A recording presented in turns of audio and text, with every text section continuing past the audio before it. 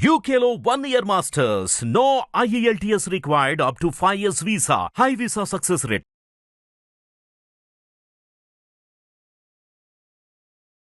గురువుగారు ప్రసాదాలకు సంబంధించి కానీ కైంకర్యాలకు సంబంధించి కానీ అసలు స్వామివారి విశిష్టత స్వామివారి స్వరూపం గురించి కానీ ఇలా చాలా వీడియోస్ మనం ఆల్రెడీ చేస్తున్నాం. అయితే ఈ మధ్య కాలంలో వచ్చిన ఒక వివాదం అనుకోవచ్చు, ఒక విషయం, ప్రసాదాల్లో నెయ్యికి సంబంధించి ఒక అపశృతి చోటు చేసుకోవడం, అది విషపూరితమైందని, అసలు ఇలాంటివి జరగడం బాధాకరం అని, ఖండించాలని ఇలా రకరకాలుగా వార్తలు వస్తూ ఉన్నాయి.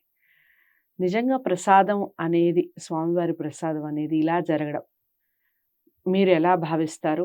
దీనికి సంబంధించిన అసలు ప్రక్షాళన ఏమిటి? ఏం చేస్తే బాగుంటుంది? భక్తుల్లో కూడా ఒక రకమైన క్వశ్చన్ మార్క్ వచ్చేస్తుంది కదా. అంటే అంత మనం ఇప్పటివరకు మాట్లాడుకున్నాం, అఖిలాండ బ్రహ్మాండ నాయకుడు, అంతటి కలియుగ వైకుంఠ దైవానికే ఇంత అపశృతి ఉంటే ఇక సామాన్య మానవుల పరిస్థితి ఏమిటి అనేది ఒక పెద్ద ప్రశ్న. కాబట్టి దీనికి పరిష్కారం ఏమిటి చెప్పండి? ఇది వివాదం కన్నా మన దృష్టికోణంలో ప్రమాదంగానే భావించాలి.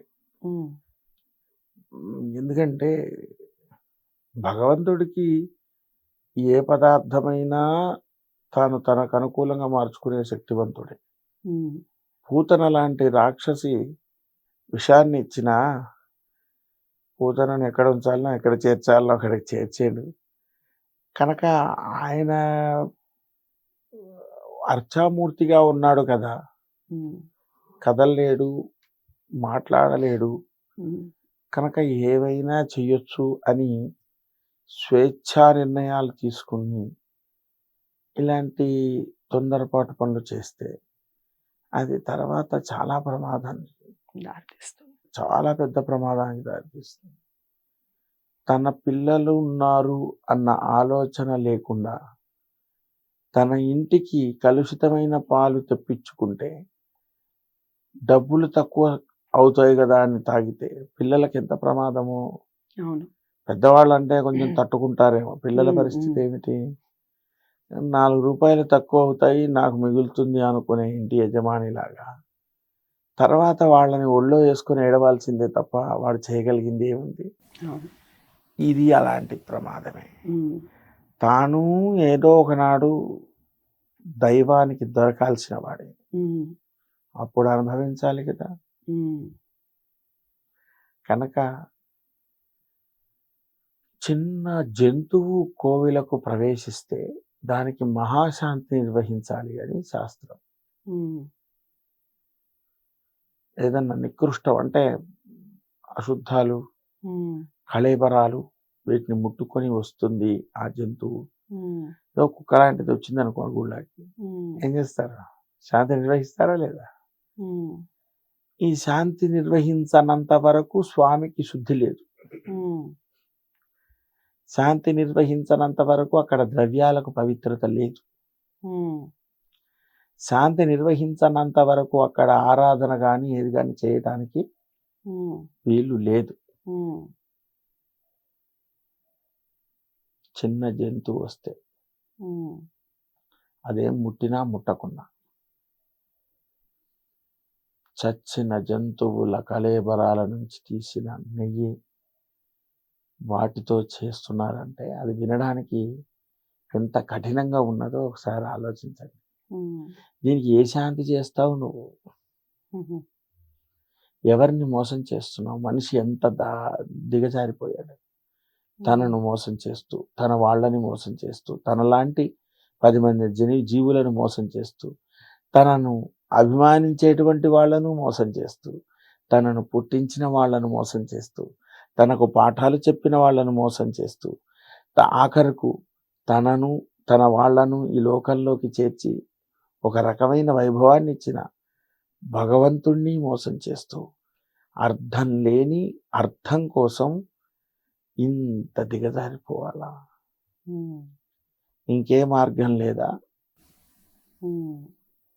ఇంకే మార్గం లేదా? ఇదే చేయాలా? ఇది చేసే సంపాదిస్తే అది సంపాదన?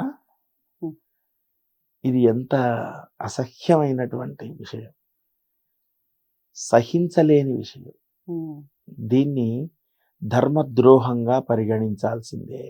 ఉమ్, వారసత్వ భారతీయ సంప్రదాయ సనాతన ధర్మద్రోహంగా గుర్తించాల్సిందే. ఉమ్, దీనికి ఆమోదించిన వాడు దుర్మార్గుడే, అమలుపరిచిన వాడు దుర్మార్గుడే, ప్రేరకుడు దుర్మార్గుడే, చేసినవాడు కర్త కారయితాశ్చైవ ప్రేరకాశ్చ ఆనుమోదకా, వీళ్ళందరూ సమానంగా శిక్షించవలసిన వాళ్ళే, శిక్షపడాల్సిన వాళ్ళే.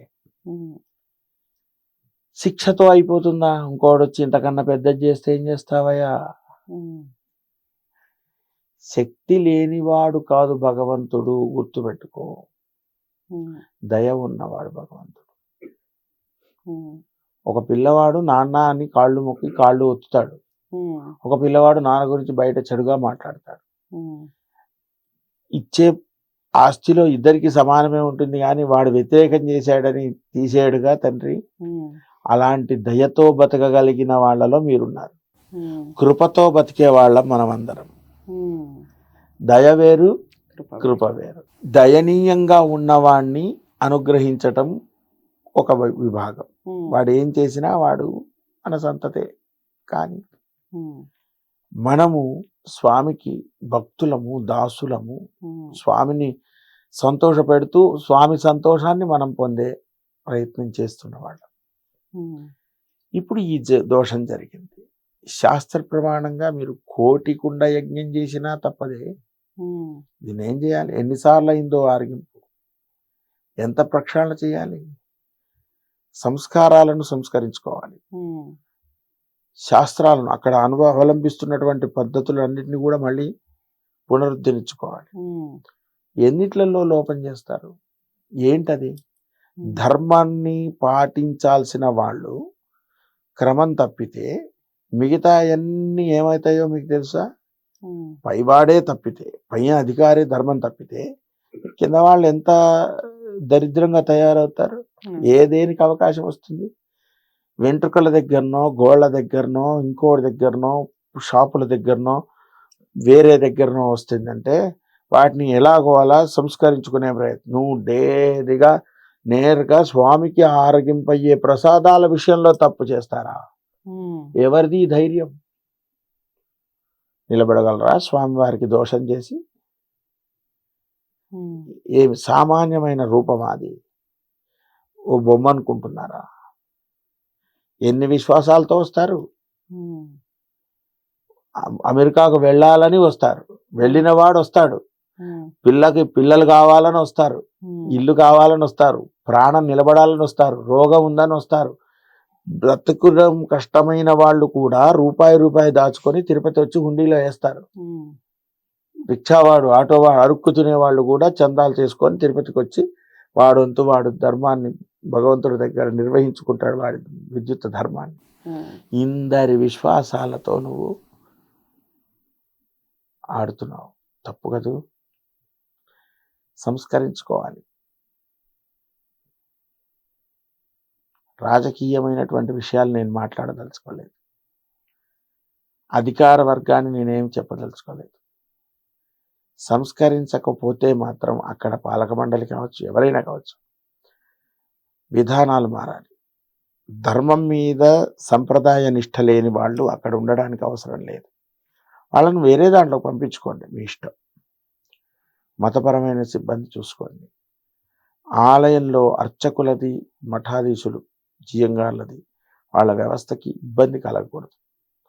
వాళ్ళకు అనుకూలంగా, ఆగమ శాస్త్రాలకు అనుకూలంగా పరమాత్మ కైంకర్యాలు సాగాలి. ఇటువంటి నిర్ణయాలు వీళ్ళెవరండి తీసుకోవడానికి? ఇందులో ఇది కలుపు, అందులో అది కలుపు.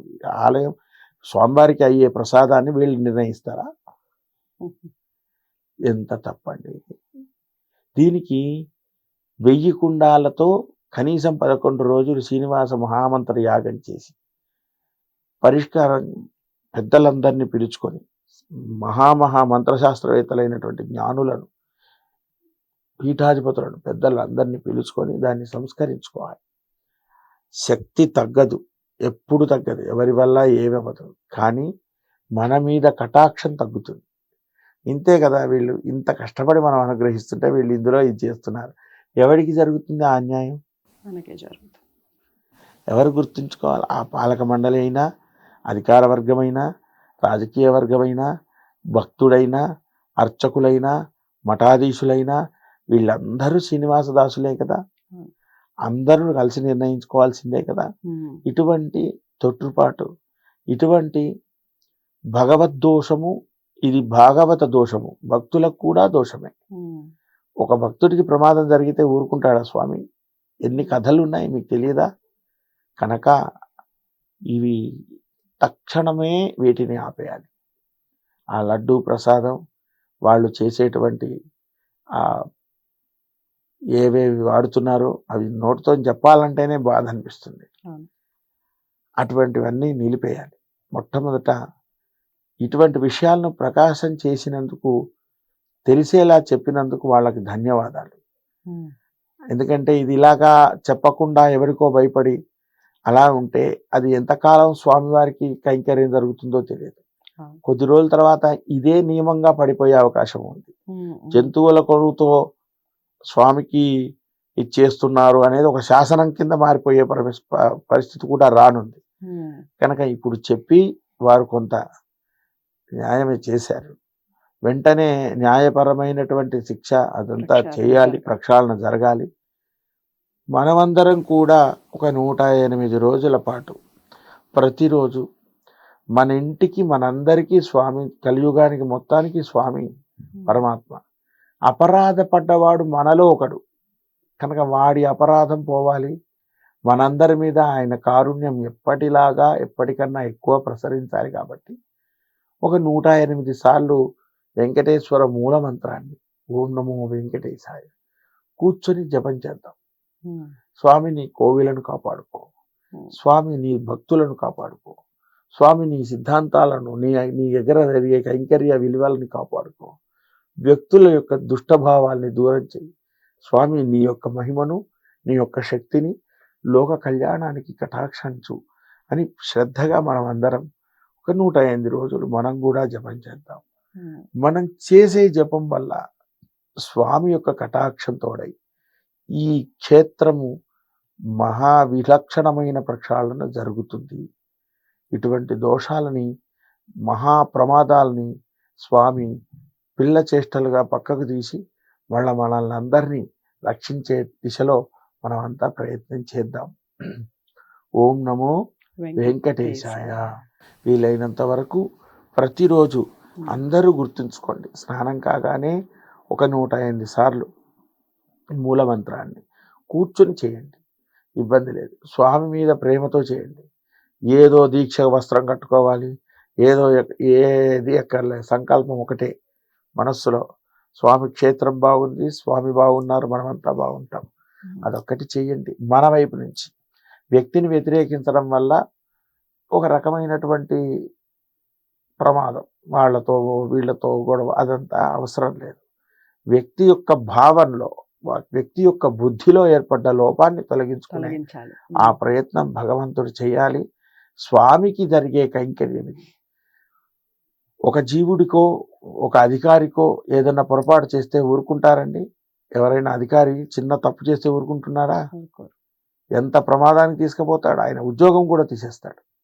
మరి అఖిలాండ కోటి బ్రహ్మాండ నాయకుడి దగ్గర తప్పు చేయబడ్డది, దానికి కారకులను, ప్రేరకులను, అనుమోదకులను, కర్తలను మొత్తాన్ని స్వామి శుద్ధి ప్రక్షాళన ఖచ్చితంగా చేస్తారు.